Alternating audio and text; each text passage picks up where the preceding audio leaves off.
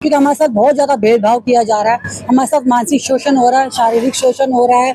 जब हम काम बराबर कर रहे हैं, हम किसी में भेदभाव नहीं कर रहे हैं, तो हमारे साथ भेदभाव क्यों किया जा रहा है? हमारे साथ सरकार क्यों खिलवाड़ कर रही है बात बात पे? पहले नायर सिंह सैनी से जब हमारे प्रधानमंत्री बात करने गए, तब उन्होंने बोला ठीक है, हम आपकी सारी मौलिकभूत जितनी भी आवश्यकताएं सबको पूरा किया जाएगा। फिर अब बार बार क्यों बात से बदला जा रहा है? ये सरकार की क्यों दोगली चाल चल रही है? ये गलत बात है। वैसे मोदी सरकार कहती है बेटी बचाओ, बेटी पढ़ाओ, बेटी को शिक्षा दिलाओ। जो माँ बाप जो बड़ी मेहनत मशक्कत से अपने बच्चों को पढ़ाते लिखाते हैं, वो इस दिन के लिए पढ़ाते हैं कि बहन बहू बेटे ऐसे रोड पे आते बैठे। जब हम लोगों का ये भविष्य, तो हमारे बच्चों का भविष्य होगा।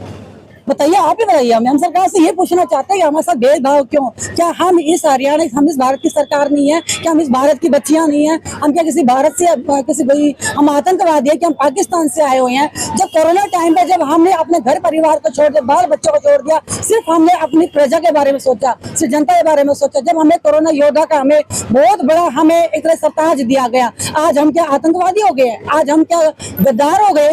नमस्कार दोस्तों, इस समय हम आए हुए हैं सिविल हॉस्पिटल के अंदर और यहाँ पर एनएचएम की हड़ताल चली हुई है। आइए हम जानते हैं क्या कुछ विषय रहा है इस हड़ताल के पीछे।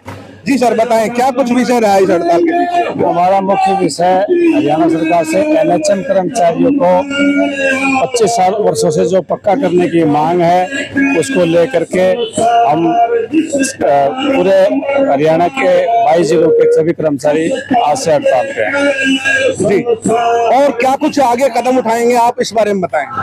अगर सरकार ने हमारी बातें नहीं मानी तो हम इस हड़ताल को अनिश्चितकालीन कर देंगे। तो हमें 2 महीने बैठने पड़े, हम तैयार हैं। कब तक चलेगी ये हड़ताल और इसका क्या निष्कर्ष निकलेगा? जब तक सरकार हमारी मांगे नहीं मानती, जब तक हम हड़ताल पर बैठे रहेंगे और अनिश्चितकाल भी हड़ताल कर सकते हैं आगे।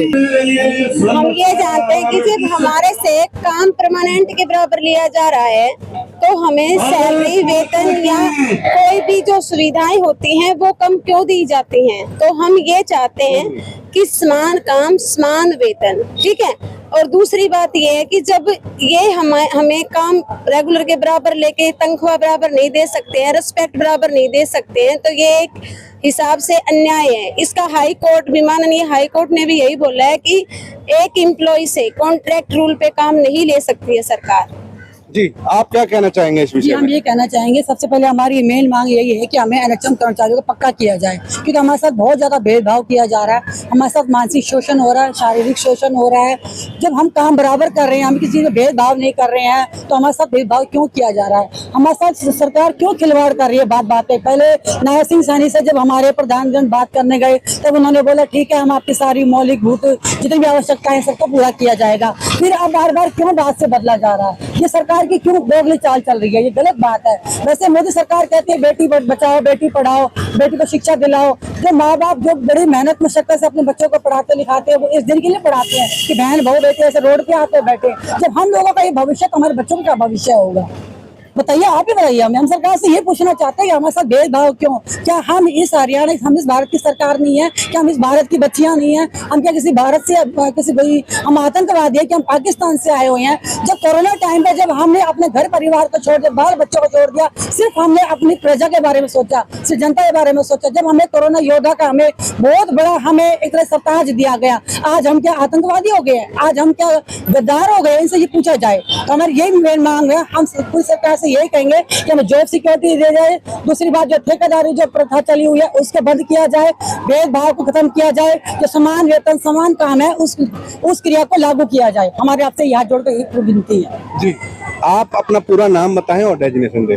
मैं आलोक शर्मा, हरियाणा एनएचएम कर्मचारी संघ जिला कार्यकारिणी उप सचिव के पद पर हूँ। और वर्तमान में जो हमारी ये स्ट्राइक चल रही है, ये एनएचएम अनुबंधित कर्मचारियों के प्रति सरकार और अधिकारियों द्वारा अपनाई जा रही भेदभावपूर्ण और दोयम दर्जे के कर्मचारी के तौर पर जो मान्यता दे रखी है, इसके बीच हमारी ये लड़ाई है, जिसमें मुख्य मांग हमारी सेवा सुरक्षा और 7वें वेतन आयोग को लागू करना आदि जैसी हमारी मांगे हैं। हम चाहते हैं कि सरकार इसको जल्द से जल्द पूरा करे, ताकि जनहित में लोगों को दिक्कत ना हो। जल्दी से। हमने इसके लिए सरकार को समय भी दिया है।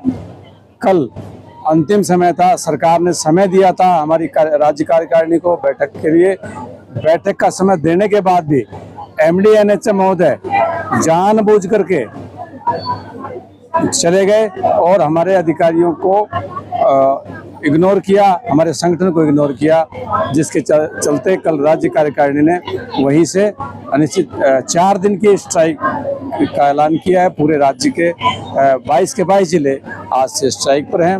यदि 4 दिन के अंदर सरकार हमारी मांगों को नहीं समझती है, इस पर विचार नहीं करती है, तो ये हमारी स्ट्राइक आगे बढ़ेगी। धन्यवाद। तो देखा आपने किस प्रकार से यहाँ के जो मुख्य त्रिलोक जी हैं, त्रिलोक जी ने अपने बयान दिए और इन्होंने ये कहा है कि किस प्रकार से सरकार ने इनको जो है प्रताड़ना दी है। उसमें हमारी यहाँ जो जितनी भी यहाँ एनएचएम की महिलाएं बैठी हैं, वे उन लोगों का भी यही कहना है कि क्यों हमारे साथ में भेदभाव किया जा रहा है। मैं दीप चंद्र, कैमरामैन हर्ष के साथ भारत जी लाइव, गुरुग्राम।